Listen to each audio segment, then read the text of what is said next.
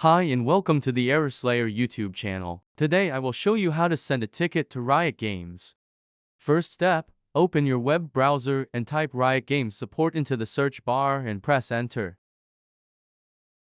Then open the website at the top.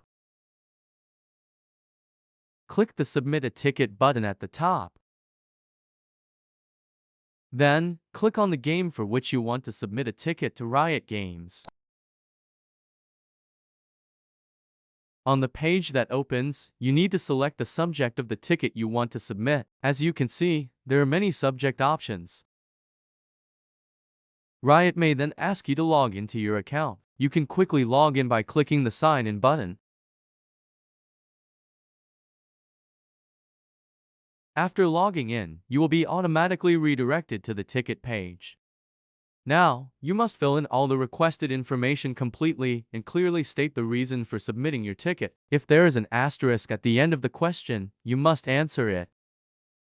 Finally, scroll down the page and click the Submit button. I hope this guide video was helpful. If you have any questions, feel free to leave a comment. Also, don't forget to subscribe to the Error Slayer YouTube channel and like the video. Have a nice day.